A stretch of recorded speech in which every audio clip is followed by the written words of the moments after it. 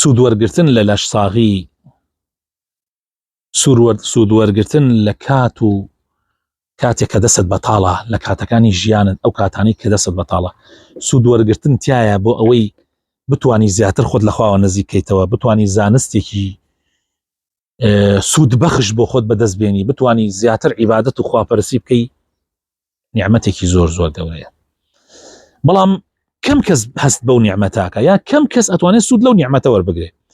لە حەدیثە هاتووە پێغەمبەری خوا صلی الله عليه وسلم ئەفەرمێ نعمتان مغبون فيهما كثير من الناس، ئەفەرمێ دوو نیعمەتەیە سبحان الله زۆرێک لە خەڵکی تایە دۆڕاون نەیانتوانیوە سوودی لێ وەربگرن وەکو پێویست. ئەویش بریتە لە لەش ساغی، لە تەندروستێکی باش و لە دەستبەتاڵی و لە کاتێکە کە تۆ مەشغوڵ نیت و سەرقاڵ نیت. ئەم دوو نیعمەتە تەماشاکەن بە دەوروبەری خۆتانە، بزانم چەند کە سوودی لەو دوو نیعمەتە وەرگرتووە. ئەتوانی بڵێ لە 10 خەڵک سوودی لێوە نەگرتووە. لە کاتێکە کە ئەو دوو نیعمەتە زۆر زوو لە دەست دەرەچێ. من خەڵک ئەناسم یعنی لە ئەو پەڕی لەش ساغیە بووە، لە ئەو پەڕی دڵخۆشیە بووە، لە ئەو پەڕی وەکو بڵێ دەست بەتاڵیە بووە، چونکە ئیمکانیاتێکی مادی باشی هەبووە، بەڵام سبحان الله مدەیەک دوای ئەوە نەد لەش ساغیەکەی وەو شێوە ماوە کە پێویستە ناتوانێت دوو سوژدە بخوا بووە، ناتوانێت دوو سوژدە بخوا ببە، تووشی حادیثە و ڕووداوێک بوو تەسیری لە حەبل شەوکی کردووە، ناتوانێت ئاوا سەرداچەمێنێ و ئەو پارە و پولەی هەی بوو هەر هەمووی سبحان الله لە دەستدا.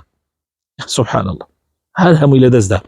باوەڕەکە ئێستا ژیانی لەسەر یعنی لەسەر ئەوەیە کە خەڵک دوو فلسی پێ بە، بە شەرتێک کەسێک بوو لەو کەسانەی کە یارمەتی خەڵکێدا. ببینم خۆشەویستەکانم گەنجیشە و نەبێت بڵی پیاوێکی پیر بێ.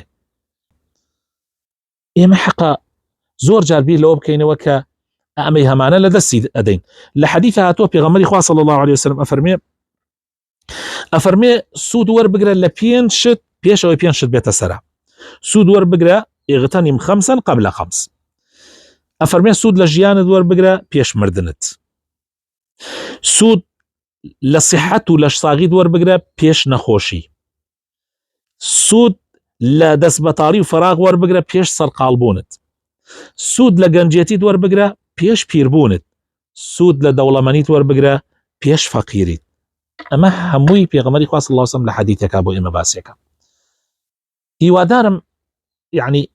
هیوادارم هەموو برایەک و خوشکێک کە ئەم کورتە ڤیدۆیە ئەبینێ قەدری کاتەکانی خۆی بزانێ، قەدری لەش ساغیە کە خوا پێی داوە بیزانێ.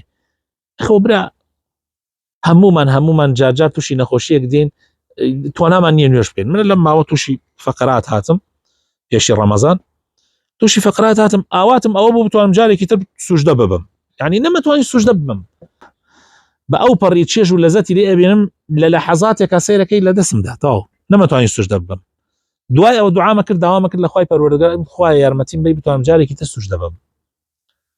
یا ڕەبی خوایە لە سوژدە بردنم نەخە یا ڕەب العالەمین.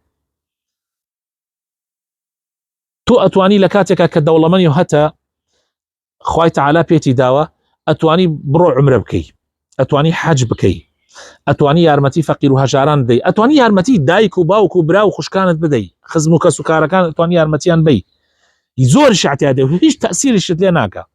بەڵام لە کاتی وایە کاتی ئەوە لە دەسەدەی حاڵی خۆزگایە. من خەڵکم بینیوە پێشا هەی بووە نەیکردووە، کاتێک کە نەیماوە تەلەڤیزۆنەکە بەسەر کەعبەوە بوو، کەعبەی پیشانەدا، ئەو فرمێسک بە چاوەکانی ئاهاتە خوارەوە کە ناتوانێت جارێکی تر بچێ بۆ شوێنێ. خۆشەویستەکانم تەماشاکەن.